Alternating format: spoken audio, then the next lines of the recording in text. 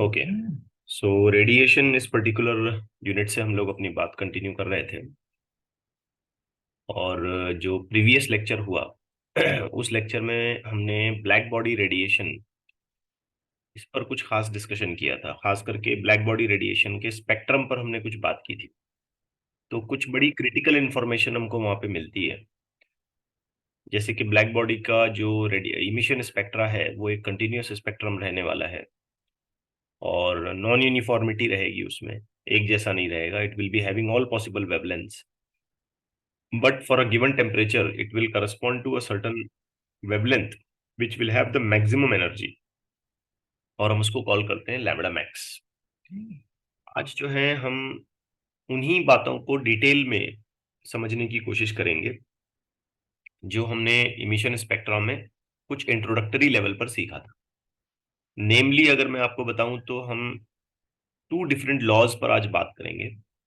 One of them is the Wien's displacement law, and another in this sequence is Stephen's law।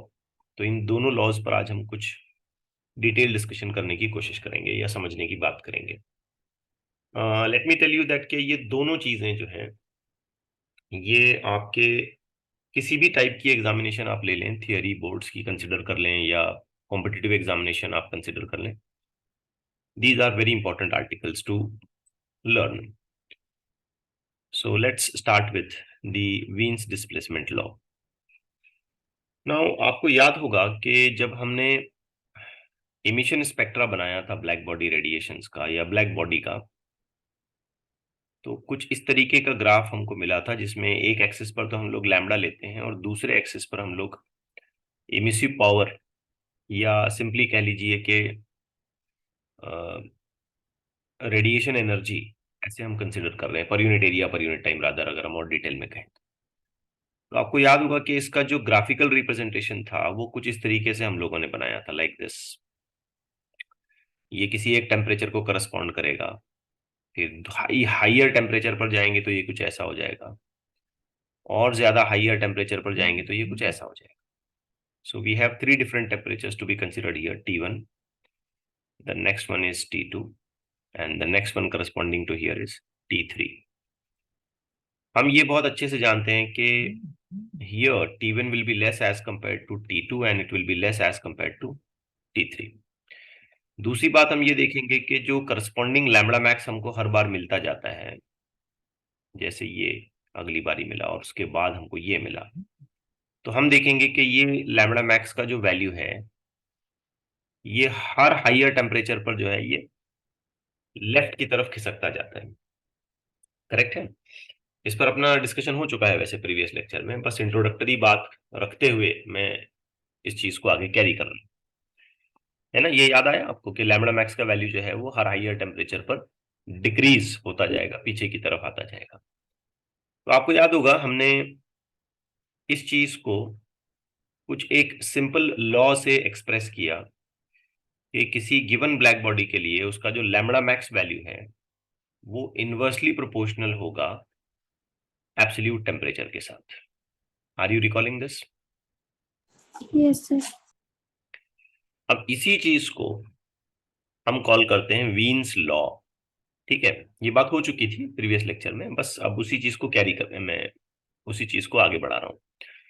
तो यही जो format हमने यहाँ पे लिखा या ये जो रिलेशन हमने बनाई है ना, इस चीज को हम वीन्स लॉ कहते हैं। अब यहाँ पे एक वर्ड भी आ जाता है, डिस्प्लेसमेंट। तो ये डिस्प्लेसमेंट इन अ सेंस कुछ इस तरीके से लिया जाता है कि जैसे जैसे हमने टेम्परेचर को इंक्रीज किया वैसे वैसे ये लैम्बडा मैक्स की जो वैल्यू है ये लेफ्ट की तरफ शिफ्ट होती जाती है, मानो जैसे डिस्प्लेस होती जा रही है। ओके, अब इस लॉ को अगर हम एक पूरा फॉर्मेट दे दें और एक पूरी इक्वेशन की तरह अगर हम इसे लिखें, तो हम लिख सकते हैं कि लैम्बडा मैक्स यानी कि वो लैम्बडा जिसके लिए एनर्जी ऑफ इमिशन मैक्सिमम है, now it is going to be equal to B divided by T. अब टी तो वही अपना पुराने वाली चीज है, एब्सोल्यूट टेम्परेचर लैम्बडा मैक्स, वो वेवलेंथ है जो करस्पॉन्ड करती है मैक्सिमम एनर्जी को उस गिवन पर्टिकुलर टेम्परेचर के लिए। क्वेश्चन आता है कि यहाँ पे ये बी क्या है, तो इस बी को हम कॉल करते हैं वीन्स कांस्टेंट। ठीक है, because the law is after the name Wien, therefore हम इसे कॉल करते हैं वीन्स कांस्टेंट, और इसकी एक पर्टिकुलर वैल्यू है and that is 2.89 into 10⁻³ metre kelvin. ठीक है, रिमेंबर इट इज मीटर। ये अगर मैं बी एक तरफ कर लूं और ये लैम्बडा मैक्स और टी का मल्टीप्लीकेशन कर दूं, तो लैम्बडा मैक्स यानी कि wavelength will be measured in metre and the temperature will be measured in kelvin. Many a time while doing the calculation हम इसे राउंड ऑफ करते हैं 2.9 into 10⁻³ metre kelvin. Okay with this, so we may just round it off like 2.9 इस तरीके से। Now this law is very helpful to understand the temperature of any particular body। किसी भी body के temperature को समझने के लिए या उसका टेम्परेचर का अंदाजा लगाने के लिए ये लॉ बहुत हेल्पफुल है। जैसे मैं एक सिंपल से एग्जांपल से आपको समझाने की कोशिश करता हूं। मान लेते हैं कि कहीं पर एक आदमी खड़ा हुआ है। ठीक है, अ पर्सन स्टैंडिंग समवेयर। अब हम जानते हैं कि हमारी अपनी बॉडी का टेम्परेचर होता है, in normal consideration it is 36-37 degree Celsius. आमतौर पर ये टेम्परेचर इतना होता है। ठीक है, एक एग्जांपल दे रहा हूं मैं, एग्जैक्ट बायोलॉजिकल कंडीशंस और डेटा की बात नहीं करते हैं, बस ऐसे ही। अब हमारे अंदर कुछ हीट होती है, जिंदा आदमी है तो उसमें डेफिनेटली हीट रहती है, गर्म रहता है, उसका अपना खुद खुद का कुछ टेम्परेचर रहता है। आप सोचिए कि इस आदमी से दूर, कहीं दूर, हमने एक सेंसर लगा दिया, एस सेंसर। सेंसर का काम सिर्फ इतना है कि जो थर्मल रेडिएशंस इस इंसान की बॉडी से निकलेंगे, ठीक है, वो सेंसर उन थर्मल रेडिएशंस को कैच करेगा, और न सिर्फ कैच करेगा बल्कि वो ये पता करेगा कि इन थर्मल रेडिएशंस में सबसे ज्यादा एनर्जी को बिलोंग करने वाली वेवलेंथ कौन सी है। तो पता चलता है बच्चों कि इस सेंसर का काम ये है कि ये इन आने वाले थर्मल रेडिएशंस में से किस चीज को आइडेंटिफाई कर ले, लैम्बडा मैक्स को। ठीक है, उसको गिन ले, उसको पता कर ले कि लैम्बडा मैक्स कितना है। Are you getting it? बात समझ आ रही है बच्चों आपको? Yes, sir. ठीक है, ऐसा सेंसर हम बना सकते हैं। इलेक्ट्रॉनिक्स के लेवल पर हम इस तरीके की चीज बहुत आसानी से डिजाइन कर सकते हैं कि जो आने वाले थर्मल रेडिएशंस को कैच करे और उन रेडिएशंस में वेवलेंथ को गिन सके, वेवलेंथ को आइडेंटिफाई कर सके। तो अब इसमें से बहुत सारे रेडिएशन इमिट हो रहे होंगे, तो ये सेंसर का काम ये है कि वो ये पता करे कि जो बहुत सारे रेडिएशन इमिट हो रहे हैं, बहुत सारी थर्मल रेडिएशन हीट यहां से निकल रही है बॉडी में से, उसमें से वो उस लैम्बडा को कैच करे जिसका एनर्जी लेवल सबसे ज्यादा है। तो अल्टीमेटली हम इस सेंसर की हेल्प से क्या पता कर लेंगे, Lambda max. Lambda max. Now let's imagine, let's consider कि हमको ये लैम्बडा मैक्स, मैं एक रफ नंबर ले रहा हूं यहाँ पे, ठीक है, बिल्कुल रफ नंबर ले रहा हूँ, don't just take it very seriously, because फिर इंसान की बॉडी का टेम्परेचर कुछ और हो जाएगा। तो एक बिल्कुल रफ सा नंबर मैं यहाँ ले रहा हूँ। लेट्स से कि हमको वो नंबर मिलता है 30 इंटू 10⁻⁻⁴ मीटर। ठीक है, एक रफ आइडिया मैंने लिया। तो 30 इंटू 10⁻⁻⁴ मीटर हमको ये वेवलेंथ लैम्बडा मैक्स की मिल गई। अब हम क्या करेंगे कि ये वीन्स लॉ का इस्तेमाल करेंगे। इस वीन्स लॉ के यूज करके क्या हम इस चीज को या इस लॉ को इस तरीके के फॉर्मेट में मॉडिफाई कर सकते हैं, temperature is equal to B divided by lambda max. Now let's substitute the value of B. The value of B is around 2.9 into 10⁻³ divided by lambda max हमने निकाला यहाँ पे 30 इंटू 10⁻⁻⁴। ये थोड़ा बढ़ा देते हैं, -5 कर देते हैं, चलो, या और थोड़ा बढ़ा देते हैं, -6 कर देते हैं। Let's take it -6। Now solve it. सबसे पहले तो ये 30 में एडजस्ट कर लूंगा, 3 बना दूंगा इसको, और ये हो गया 10⁻⁻⁶, -6 का मतलब हो गया 10⁻⁵। करेक्ट है? Yes. 2.9 का राउंड ऑफ 3 इतना हो सकता है ना? तो एक रफ कैलकुलेशन अगर मैं करता हूं तो क्या मुझे ऐसा देखने को मिल रहा है, 10⁻³ डिवाइडेड बाय 10⁻⁵। सॉल्व करने के बाद मुझे मिलेगा 100 केल्विन। ठीक है। यस। तो इस इंसान की बॉडी का टेम्परेचर निकाल लिया हमने, बिना इसे टच किए, बिना इसके नजदीक गए, बिना इसकी कोई फिजिकल कंडीशन को चेक करते हुए। बस हमने ये देखा कि उसने जो वेवलेंथ इमिट करी थी वो कितनी थी। अब ये तो मैंने बहुत ही छोटा सा और सादा सीधा एग्जांपल आपको दिया। इमेजिन करें कि आप इस तरीके की सिस्टम बना रहे हैं जिससे आप सेलेस्टियल बॉडी यानी कि स्टार्स और कोई प्लानिटरी सिस्टम या किसी गैलेक्सी या यूनिवर्स में से कहीं से भी जो थर्मल रेडिएशंस अर्थ तक आ रहे हैं, आप उनको आइडेंटिफाई कर रहे हैं, आप उनको पहचान रहे हैं, आप उनकी कैलकुलेशन कर रहे हैं। अब जस्ट इमेजिन करिए कि सूरज से हमारे पास एक वेवलेंथ पहुंची अर्थ तक, हमने एक सेंसर बनाया कि हमने उस वेवलेंथ को आइडेंटिफाई कर लिया। तो अगर हम सूरज से आने वाली इस लैम्बडा मैक्स की वैल्यू को आइडेंटिफाई कर लेते हैं तो क्या हम ये टेम्परेचर पता कर सकते हैं सूरज का? यस। यस। बिना सूरज पे गए, बिना उसे टच किए, बिना उसके सरफेस को आइडेंटिफाई करे, सिर्फ एक छोटी सी वेवलेंथ जो हमारे तक पहुंच रही है, हम उसके जरिए अंदाजा लगा सकते हैं कि उस बॉडी का टेम्परेचर कितना है। जैसे मैंने यहाँ पे कुछ एग्जांपल्स रखे हैं, देखो। अब लिटरली ऐसा होता है कि कुछ कुछ स्टार्स ना हमको रेड अपीयर होते हैं, लिटरली। माइक्रोस्कोप, सॉरी, टेलीस्कोप में जब हम उसे देखते हैं, ऑब्जर्वेटरी के थ्रू जब हम उसे देखते हैं स्काई में, तो वो स्टार हमें रेड अपीयर होता है कभी कभी।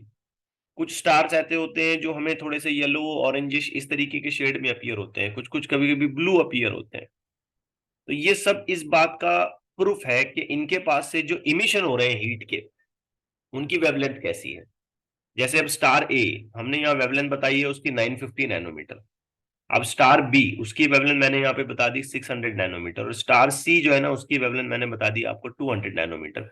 तो अगर आप स्टार ए का टेम्परेचर निकालना चाहते हैं, जस्ट थिंक ऑन इट, तो आपको यही फॉर्मूला कैरी करना चाहिए। अब मैं डायरेक्ट डेटा लिखने जा रहा हूं बच्चों, ध्यान से देखें। तो क्या इसका आंसर आएगा? 2.9 into 10⁻³ divided by the corresponding wavelength कितनी है इसकी?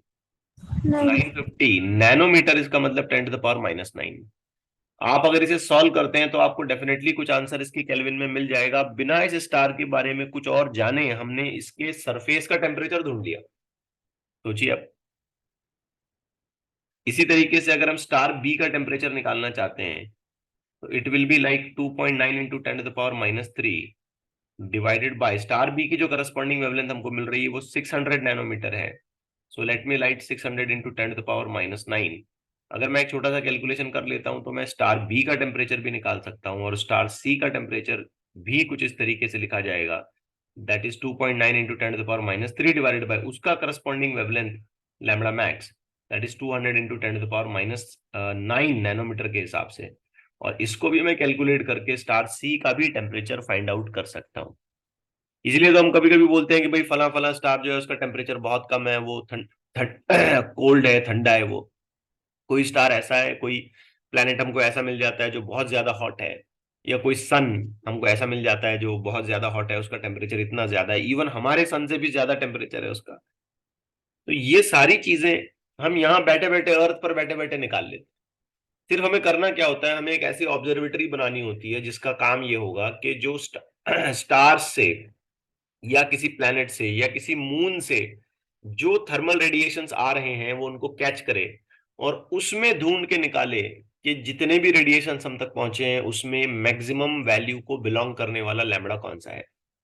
ठीक है। अब यहां एक गलती नहीं करेंगे। क्या हम लैम्बडा की मैक्सिमम वैल्यू देख रहे हैं, या हम वो लैम्बडा देख रहे हैं जिसके लिए एनर्जी मैक्सिमम है? Energy maximum. हाँ, लैम्बडा मैक्स का मतलब लैम्बडा की मैक्सिमम वैल्यू नहीं है। लैम्बडा की मैक्सिमम वैल्यू तो और आगे आएगी। हम वो लैम्बडा की वैल्यू देख रहे हैं जिसके लिए एनर्जी सबसे ज्यादा है। तो lambda max corresponding wavelength for the maximum energy of radiation. बात आ गई बच्चों समझ में? Yes sir. तो ये कुछ डिस्कशन है जो हम वीन्स डिस्प्लेसमेंट लॉ के पॉइंट ऑफ व्यू से कह सकते हैं, बता सकते हैं। बेसिकली तो आपको ये याद रखना है, वीन्स डिस्प्लेसमेंट लॉ बस ये बताता है कि टेम्परेचर अगर आप बढ़ाओगे तो उसका करस्पॉन्डिंग लैम्बडा मैक्स लेफ्ट की तरफ डिस्प्लेस होगा, इन शॉर्ट कह लीजिए डिक्रीज होगा अगर हम टेम्परेचर बढ़ाते हैं तो। ठीक है। इसको और अच्छे से समझने के लिए कुछ सिंपल सिंपल क्वेश्चंस हम लोग हैंडल करते हैं। मैंने यहाँ 6-7 क्वेश्चन दे रखे हैं। Let's try each of them. यहाँ कह रहा है find the wavelength eight which the body radiates maximum energy if the temperature is 227 Celsius. First thing, convert this 227 into kelvin, क्योंकि हम लोग एब्सोल्यूट टेम्परेचर की बात करते हैं। तो ये 227 प्लस 273 कितना हो गया ये? 500. Yes 500. Yes, it will become 500 kelvin. Now tell me quickly कि करस्पॉन्डिंग लैम्बडा मैक्स वैल्यू हम लोग कैसे लिखेंगे? B/T. B by T. B का वैल्यू कितना है? 2.9 into 10 to the power कोई इशू नहीं है, 10 टू द पावर -3। अब यहाँ पे ये दिया हुआ है, but better be write it in this way, and then divided by what? 500। Divide कर लें, आपको आपका आंसर मिल जाएगा। ये बड़ा सिंपल सा 1 मार्क क्वेश्चन है जो बोर्ड्स के पेपर में पूछा जा सकता है। Let's take the another question. Now in this question it is asked like a black body at 200 Kelvin is found to emit the maximum energy at a wavelength of 14 micrometer. When the temperature rises to 1000 Kelvin, the wavelength at which the energy is emitted is. Now it's again going to be a very simple question. We know that lambda max is inversely proportional to corresponding temperature. Make use of this particular relation. You can write lambda max for the second body divided by, sorry, not second body, second temperature divided by lambda max for the first temperature is going to be equal to T1 divided by T2. ठीक है? Correct है? Yes. So lambda max for the second temperature divided by, पहले वाला तो 14 था, T1 पहले वाला temperature 200, अगला temperature 1000. Just cancel this. This will become 0.2, 0.2 multiplied by 14. If you handle it properly, you will get 2.8. 2.8 micrometer. Radiations ये chapter बहुत आसान है, मैं आपको बार बार बोल चुका हूं ये बात। बड़े ही आराम से आप इन चीजों को हैंडल कर सकते हैं। कोई लेंथी क्वेश्चन नहीं आता एग्जामिनेशन में, आया भी तो उसकी लेंथ या उसका कैलकुलेशन वैसा नहीं होता है जैसे मैकेनिक्स में हम लोग करते रहते हैं। ठीक है? ये चीजें काफी आसान है ऐसे देखी जाए तो, मैकेनिक्स के कंपैरेटिवली देखा जाए तो। और हमारे माइंड में एक बात बैठी हुई होती है कि मैकेनिक्स ही फिजिक्स है, क्योंकि बहुत सारे चैप्टर्स मैकेनिक्स के ही हैंडल करते हैं हम लोग। ऐसा लगता है मैकेनिक्स ही फिजिक्स है, बट यकीन माने पूरा मैकेनिक्स मिलके आपके नीट के या जेई के पेपर का सिर्फ 30% ही बनाएगा। रिमेनिंग जो है आगे का, ये सारी चीजें आ जाएंगी जो बहुत ज्यादा आसान है। आप थोड़ी सी मेहनत करते हैं, उसमें थोड़ा सा दिमाग लगाते हैं, कंसेप्ट क्लियर कर लेते हैं, you are done with the solutions. आइए देखते हैं अगला question. The energy spectrum of the black body exhibits a maximum around a wavelength of lambda 0. मतलब पहला lambda max जो है वो lambda 0 है। The temperature of the black body is now changed such that the energy is maximum around a wavelength of 3 lambda 0 by 4. तो temperature बढ़ा दिया गया है, क्योंकि आप नोटिस कर रहे हैं कि पहले जिस लैम्बडा मैक्स की वैल्यू बताई गई है उसके मुकाबले में ये कम है ना? 3/4 का मतलब लेसर वैल्यू हो गई, लैम्बडा 0 के कंपैरेटिवली ये तो कम है। तो लैम्बडा मैक्स की वैल्यू का डिक्रीज होना मतलब टेम्परेचर बढ़ा दिया गया। तो अब ये पूछ रहा है power radiated by the black body will now increase by a factor of. तो पावर रेडिएटेड कितने से इंक्रीज होगा? तो उसके लिए कुछ ऑप्शंस भी गिवन है। आपको यहाँ पे ब्लैक बॉडी स्पेक्ट्रम को अच्छे से रिकॉल करना पड़ेगा। तो आपको याद होगा मैंने दो बातें वहां पे आपको बताई थी। इस तरीके का अगर स्पेक्ट्रम है, just consider it like this. तो एक तो बच्चों ये होता है कि हमको एक लैम्बडा मैक्स मिल जाता है जो मैक्सिमम एनर्जी को करस्पॉन्ड करता है। दूसरा ये होता है कि इस कर्व के नीचे का एरिया, ये हमें क्या बताता है? Amount of energy. Yes, that is nothing but equal to power radiated, because it is not only amount of energy, it is an amount of energy radiated per unit time. ठीक है ना? per unit time, per unit area. So that is nothing but power. Energy upon time is power. ठीक है। Yes. अब आपको याद होगा जहां तक ये लैम्बडा मैक्स की बारी है तो ये तो इनवर्सली प्रोपोर्शनल टू टेम्परेचर हो जाता है, और ये जो एनर्जी की बारी है it is directly proportional to T⁴। कुछ रिकॉल हुआ? Yes, sir. तो आप इसके लिए अलग अलग नाम ले सकते हैं। इसके लिए आप नंबर 1 तो ये कह सकते हैं एमिसिव पावर। नंबर 2 आप ये कह सकते हैं अमाउंट ऑफ एनर्जी रेडिएटेड पर यूनिट एरिया पर unit time.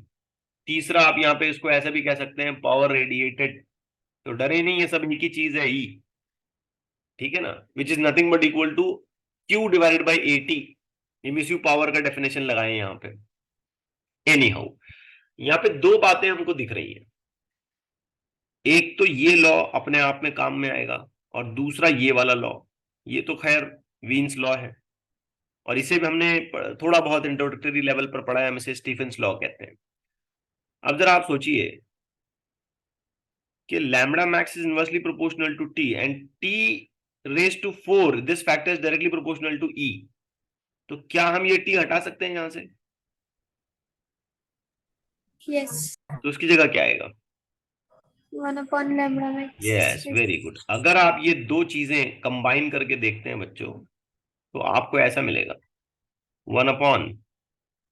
1/λ max raise to, don't forget, 4।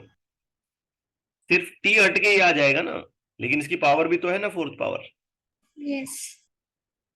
अब हो सकता है कि जब करस्पॉन्डिंग लैम्बडा मैक्स E0 था उसके लिए पावर रेडिएटेड E1 थी, अगला लैम्बडा मैक्स 3λ0 डिवाइडेड बाई 4 है, तो उसके लिए पावर रेडिएटेड E2 है। हो सकता है ऐसा। Hmm. So let's take it in the form of a ratio. एक रेशो के फॉर्म में इसको हम देखते हैं।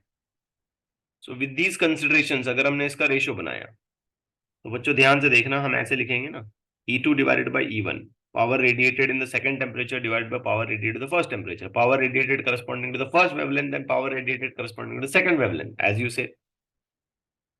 क्या कंबाइनली हमें से ऐसे लिखना चाहिए? देखें, 3λ0/4 and this is going to be λ0 and the whole factor divided by 4। क्या कहते हो? Yes, sir. E2 के लिए इसका डिनोमिनेटर आ जाएगा, ये डिनोमिनेटर में तो ये न्यूमरेटर में चला जाएगा। अब होगा ये कि यहां से ये λ0 और ये λ0 कैंसिल आउट हो जाएगा, तो आपको इसका रेशियो मिलेगा E2 divided by E1 is equal to 4/3 raise to 4। अब 4 का पावर 4 करना है आपने,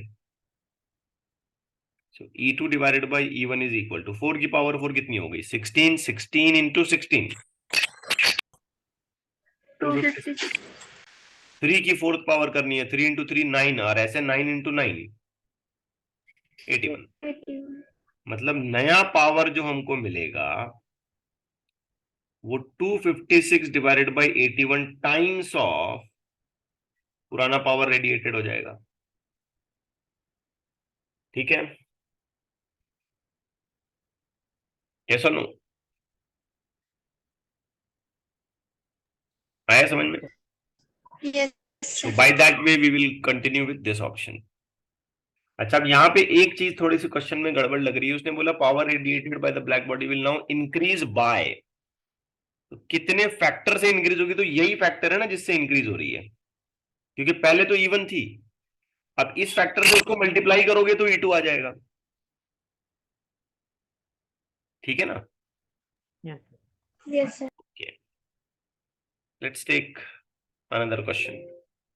एक और क्वेश्चन देखते हैं। The wavelength of maximum energy released during an atomic explosion was this much. Wien's constant is this much. Maximum temperature attained by the must be of the order of।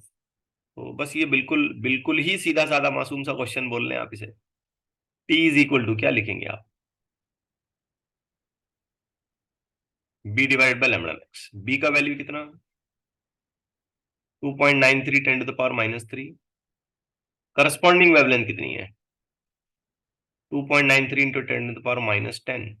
Solve करें, answer आएगा 10⁷ kelvin. बाकी सब तो cut गया। ठीक है,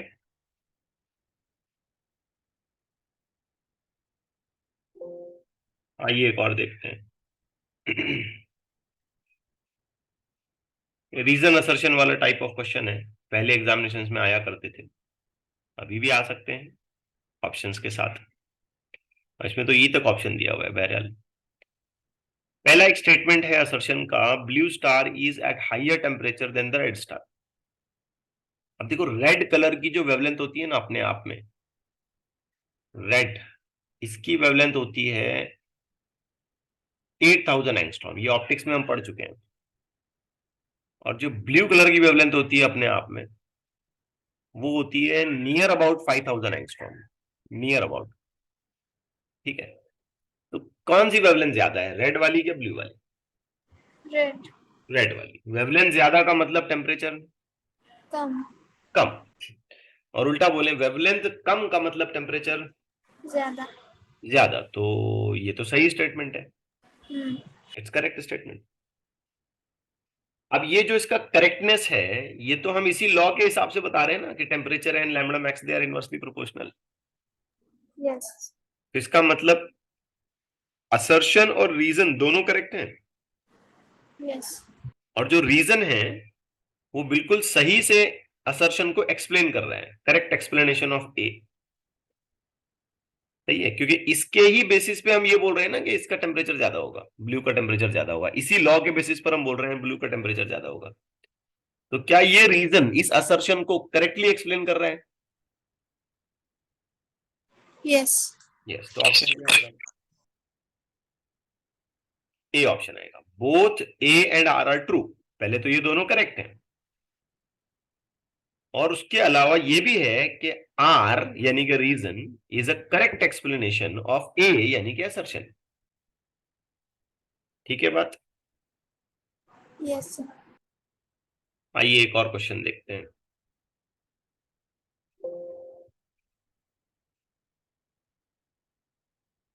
Now, in this question, a black body is at a temperature of 2880 Kelvin.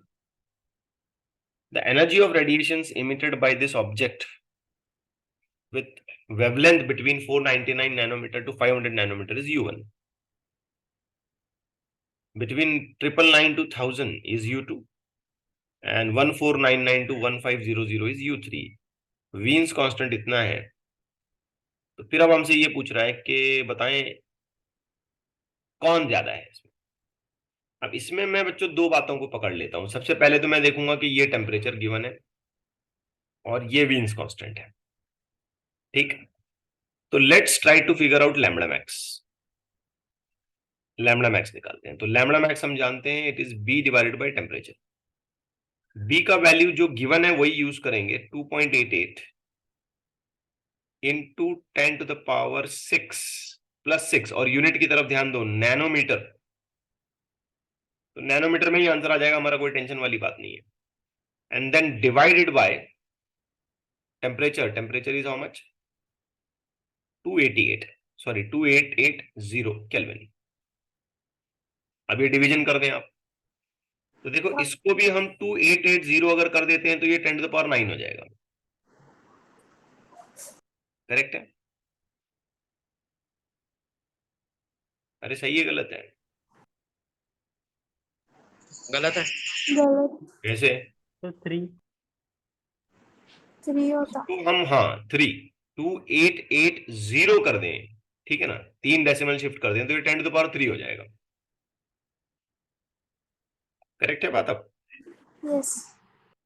मतलब जो लैम्बडा मैक्स एक्सपेक्टेड है वो 1000 नैनोमीटर के आसपास है। यूनिट मैंने गलत लिखा था, 1000 नैनोमीटर के आसपास है। ठीक है ना? आप सोचें मैक्सिमम एनर्जी किसको बिलोंग करेगी, कौन सी वेवलेंथ को मैक्सिमम एनर्जी बिलोंग करेगी?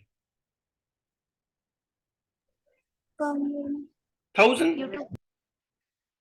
यस। 1000। अब यहां पर हमारे पास 3 वेवलेंथ्स का सीक्वेंस है। 499 से 500 नैनोमीटर एक है, 999 से 1000 नैनोमीटर एक है, और 1499 से 1500 नैनोमीटर एक है। तो इन तीनों में सबसे ज्यादा एनर्जी कौन से सेगमेंट में आनी चाहिए? U2. Second number. सेकंड में, बिकॉज हम जानते हैं कि जब हम इसका ग्राफ बनाते हैं तो वो ऐसा होता है, जहां लैम्बडा मैक्स आएगा वही सबसे ज्यादा एनर्जी को बिलोंग करेगा। करेक्ट है ना? Yes. तो ये 1000 के नजदीक, मतलब 999 से लेके 1000, ये बिलोंग कर रहा है लैम्बडा मैक्स की नियर अबाउट वैल्यूज को। तो इस पर सबसे ज्यादा एनर्जी होनी चाहिए। अब इसकी सबसे ज्यादा एनर्जी मतलब कौन है? U2 सबसे ज्यादा है। तो U1 इज 0, U3 इज 0, तो बकवास है। ये तो दो बिल्कुल ही रॉन्ग ऑप्शन हैं। अब सी और डी में हम देखें तो इसमें बोल रहा है U1 ग्रेटर है और इसमें बोल रहा है U2 ग्रेटर है, तो क्या सही आंसर होना चाहिए? D. D। U2. D option correct होना चाहिए। सही है ना? क्योंकि U2 Yes, वो एनर्जी है जो लैम्बडा मैक्स को बिलोंग कर रही है, और लैम्बडा मैक्स खुद करस्पॉन्ड करता है मैक्सिमम रेडिएशन एनर्जी को, मैक्सिमम इमिसिव पावर को, मैक्सिमम पावर रेडिएटेड को, व्हाटएवर यू से। क्लियर हो गई बात? यस? Yes, sir. ओके, चलिए, बहुत अच्छे। Let's take the next one. Which of the following is the VMT graph for a perfectly black body? Now here, ये जो VM मैंने अभी पढ़ा ना, इसको, ये एक्चुअली न्यू एम है, मतलब ये बेसिकली टर्म है फ्रीक्वेंसी का, ये फ्रीक्वेंसी का टर्म है। तो आपको मैं रिकॉल करा दूं, ये चीज हमने ऑलरेडी डिस्कस कर रखी है कि जब हम लैम्बडा मैक्स और टेम्परेचर का प्रोपोर्शनैलिटी बनाते हैं तो इनवर्स बनता है, लेकिन जब हम फ्रीक्वेंसी और टेम्परेचर की प्रोपोर्शनैलिटी बनाते हैं तो वो डायरेक्ट बनती है। याद आया कुछ? Yes, sir. रीजन बड़ा सिंपल है इसका। ऐसा इसलिए होगा कि लैम्बडा मैक्स और फ्रीक्वेंसी ये खुद आपस में इनवर्सली प्रोपोर्शनल है अगर वेलोसिटी कांस्टेंट होती है। तो इनवर्स का इनवर्स मतलब डायरेक्ट हो जाएगा। वी मैक्स लैम्बडा के साथ इनवर्स है और लैम्बडा टाइम टेम्परेचर के साथ इनवर्स है, तो इनवर्स का इनवर्स करोगे तो डायरेक्ट हो जाएगा। Yes, sir. अब हम अगर फ्रीक्वेंसी और टेम्परेचर का ग्राफ बनाएं तो कौन सी लाइन आ सकती है? तो आंसर इस बात से जस्टिफाई करें कि इन दोनों की प्रोपोर्शनैलिटी डायरेक्ट है। जब दो पैरामीटर डायरेक्ट प्रोपोर्शनैलिटी रखते हैं तो उनके ग्राफ की लाइन स्ट्रेट होती है। सही जा रहे हैं? Yes. करेक्ट है? Yes, sir. yes, okay, so these are some questions to be discussed, illustrative problems आप कह सकते हो। अब आइए थोड़ा सा और एक कंसेप्ट को थ्योरेटिकली पढ़ते हैं। अगला लॉ हम देखते हैं, that is Stefan's Boltzmann law. ये भी बहुत इंपॉर्टेंट है। आप अगर प्रीवियस ईयर्स के पेपर निकाल के देखेंगे तो आपको, मैं समझता हूं कि 6 to 7 क्वेश्चंस मिल जाएंगे, मिनिमम 6 to 7 क्वेश्चंस आपको मिल जाएंगे नीट में, based on the Stefan's Boltzmann law. आपको याद होगा कि जब हम ब्लैक बॉडी रेडिएशन का पूरा, इमिशन का पूरा एक स्पेक्ट्रम बनाते हैं, तो let's assume that it is appearing like this. अब लैम्बडा मैक्स एक अपना आइडेंटिटी रखता है, नो डाउट, लैम्बडा मैक्स की अपनी एक कंडीशन है, लेकिन एक और पैरामीटर हम लोग यहां पे निकालते हैं कि if we just calculate the area under this curve, इस कर्व के नीचे का आने वाला सारा एरिया अगर हम निकालते हैं तो ये एरिया हमें बताता है the amount of energy emitted per unit area पर यूनिट टाइम, यानी कि ये बताता है इमिसिव पावर। करेक्ट है? ठीक है? Yes, sir. हाँ, अब इस बात को हम ऑलरेडी सीख चुके हैं कि emissive power, it is going to be directly proportional to the fourth power of absolute temperature. ठीक? It is going to be directly proportional to the fourth power of absolute temperature for a given black body. मतलब किसी एक black body के लिए अगर मैंने temperature T1 रखा तो उसकी इमिसिव पावर, अगर मैं टेम्परेचर इंक्रीज कर दूं तो उस ब्लैक बॉडी का ग्राफ और ऊपर जाएगा। ठीक है? अगर दूसरी ब्लैक बॉडी, उसी ब्लैक बॉडी का टेम्परेचर मैंने बढ़ा दिया तो हो सकता है मुझे ग्राफ ऐसा मिले। क्या फर्क नजर आया आपको इसमें? दो चीजों में आपने डिफरेंस करना है यहाँ पे। पहले तो ये देखेंगे पीक को बिलोंग करने वाला लैम्बडा पीछे खिसक गया, और दूसरा जो एरिया आ रहा था वो भी बढ़ गया। Yes. क्लियर हो रही है ना बात? तो ये जो छोटा सा स्टेटमेंट हमने यहाँ पे लिखा है, इसी स्टेटमेंट को हम कहते हैं स्टीफेंस बोल्ट्जमैन लॉ।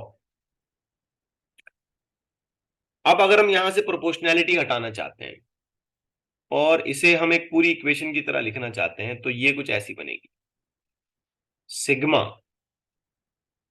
T⁴। ठीक है? And if I just want to put up a statement for this thing, तो स्टेटमेंट हम लोग ऐसे लिख सकते हैं, the radiant energy emitted per unit area per second यानी कि per unit time, which means emissive power by a perfectly black body is directly proportional to the fourth power of its absolute temperature. Well, I was on a point कि यहाँ पे हमको एक sigma factor मिलेगा, ये sigma कहलाता है Stephen's constant. इस सिग्मा को हम क्या कॉल करेंगे? Stephen's constant. Stephen's constant. We'll call this as Stephen's constant, and it will be taking a value of 5.67 into 10 power minus 8 with the SI units of watt meter square Kelvin raised to 4. Now we just have to remember this particular value. In fact, examination में इसके dimensions भी पूछे गए हैं. So that makes m1 t minus 3, that is time, and temperature which is theta raised to minus 4. Okay. Now a question may come in our mind कि अगर black body है तो फिर हमारे डिस्क्रिप्शन ऐसे हो रहे हैं कि sigma T⁴, emissive power is equal to sigma T⁴. What if you have an ordinary body? क्योंकि ऑर्डिनरी बॉडी का इमिशन ब्लैक बॉडी की तरह परफेक्ट नहीं होता है। ब्लैक बॉडी की तो खासियत होती है ना, वो जितना कुछ उसके पास आ रहा है वो सब कुछ एब्जॉर्ब कर सकती है, और अगर इमिशन की बारी आती है तो जितना कुछ उसके पास है वो सारा कुछ इमिट भी कर सकती है, वो तो उसकी स्पेशलिटी है। So if you have an ordinary body, तो in such case what we should do, हम इस तरीके की इक्वेशन को कैसे लिखें? तो आंसर बेटा बड़ा सिंपल है, हम ऐसे लिखेंगे E इज इक्वल टू, ध्यान से देखें, स्मॉल e सिग्मा T⁴। आपको क्या फर्क नजर आया? इमिसिव पावर सिर्फ यहाँ पे एक फैक्टर आ गया ना, स्मॉल ई। आप नोटिस करें ये स्मॉल ई फैक्टर यहाँ पे नहीं लिखा, क्यों? क्योंकि ब्लैक बॉडी के लिए वो स्मॉल ई यानी कि इमिसिविटी वो 1 होता है, बिल्कुल वैसे जैसे एब्जॉर्प्टिव कोएफिशिएंट ऑफ एब्जॉर्प्शन 1 होता है ना ब्लैक बॉडी के लिए, उसी तरीके से कोएफिशिएंट ऑफ इमिशन कह लीजिए उसको, इमिसिविटी, वो भी 1 होता है। लेकिन ऑर्डिनरी बॉडी के लिए वो 1 नहीं होगा ना, वो 1 से थोड़ा कम होगा, क्योंकि ऑर्डिनरी बॉडी हर चीज इमिट नहीं कर सकती, वो तो उस हिसाब से इमिट करेगी जिस हिसाब से उसने एब्जॉर्ब किया है। अब ब्लैक बॉडी चूंकि सब एब्जॉर्ब करती है इसलिए वो सारा कुछ इमिट करेगी। तो हमेशा याद रखिए कि जब हम ऑर्डिनरी बॉडी के लिए बात करेंगे तो यहाँ पे ई फैक्टर आएगा, and this is always going to be less than 1 in ordinary body and is equal to 1 for black body. ठीक है? Yes, sir. अब इन सभी बातों को हम कुछ बहुत ही जबरदस्त कॉन्फ़िगरेशन में पुटअप कर सकते हैं। ध्यान से देखिए, मैं एक एक करके ये सारा पॉइंट्स आपके सामने रखने जा रहा हूं। बहुत जबरदस्त कॉन्फ़िगरेशंस में हम इसको ला सकते हैं। सबसे पहले कि इमिसिविटी ऑफ द बॉडी को कंसिडर करते हैं तो इक्वेशन हमारी बदल गई ऐसे। हालांकि हमें याद रखना चाहिए था कि जब हम ब्लैक बॉडी के लिए बात कर रहे हैं तो it is just sigma T⁴, ठीक है ना, but for ordinary body it becomes E sigma T⁴। आइए अब और आगे बढ़ते हैं। ये जो E फैक्टर था ये तो इमिसिव पावर है, आपको याद होगा emissive power is nothing but equal to amount of energy emitted per unit time per unit area, Q divided by AT। ठीक है? Yes. So if we reuse this तो हम इक्वेशन फॉर Q भी बना सकते हैं, मतलब एक्चुअली कितनी हीट इमिट हुई है ये भी हम निकाल सकते हैं। अगर हमें टाइम दिया जाता है कि भाई 5 मिनट तक हीट इमिट होती रही, अगर हमें एरिया गिवन बता दिया जाता है कि भाई सो एंड सो एरिया है, इमिसिविटी भी बोली जाती है ऑर्डिनरी बॉडी के लिए कि भाई 0.8 है, 0.6 है, जो भी है, सिग्मा का वैल्यू तो आपको बता दिया मैंने 5.67 जो भी यूनिट है उसका, and then temperature raised to 4। तो हम ये फैक्टर भी निकाल सकते हैं कि एक्चुअल कितना अमाउंट ऑफ हीट यहां से एमिट हुआ है। अब इसमें एक बहुत इंपॉर्टेंट कंडीशन ये भी आ रही है कि जब हम किसी एक बॉडी को, लेट्स से कि हमारे पास कोई एक सब्सटेंस है, इस तरीके के ब्लॉक के फॉर्मेट में मैं उसको दिखा रहा हूं, जिसका अपना खुद का टेम्परेचर जो है T है, और इसको सराउंडिंग टेम्परेचर T0 में रखा गया है। आमतौर पर तो ऐसे ही होता है भाई, बॉडी का अपना टेम्परेचर होगा, सराउंडिंग का अपना टेम्परेचर होगा। चलो ये मान के चलते हैं कि बॉडी का टेम्परेचर ज्यादा है, ठीक है ना। Let's say surrounding is at 300 kelvin and the body is at 500 kelvin. तो क्या होगा, क्या सिर्फ इमिशन होगा या एब्जॉर्प्शन इमिशन दोनों होंगे? दोनों। दोनों होंगे। एब्जॉर्प्शन कभी बंद नहीं होता है, याद रखिए। हाँ, लेकिन अगर बॉडी का टेम्परेचर ज्यादा है तो दोनों में से कौन ज्यादा होगा? Emission. इमिशन ज्यादा होगा, एब्जॉर्प्शन कम होगा। मतलब फिर बॉडी का नेट लॉस अगर हमको निकालना है तो हमें ये देखना पड़ेगा ना कि बॉडी ने इमिट कितना किया और बॉडी ने एब्जॉर्ब कितना किया। इमिट कितना किया और एब्जॉर्ब कितना किया। जैसे मान लीजिए कि भाई बॉडी एट अ टाइम पर सेकेंड 500 जूल इमिट कर रही है, अगर एब्जॉर्ब नहीं करती है फॉर एग्जांपल, तो लॉस 500 जूल हो गया। लेकिन अगर बॉडी 300 जूल इमिट कर रही है और साथ साथ 300 जूल एब्जॉर्ब भी कर रही है, तो नेट लॉस कितना हुआ? 0. जीरो कैसे होगा? 500 इमिट, 300 एब्जॉर्ब, 200. 200। थोड़ा गौर से सुने। जीरो हो सकता है if the temperature is in equilibrium, मतलब बॉडी का टेम्परेचर और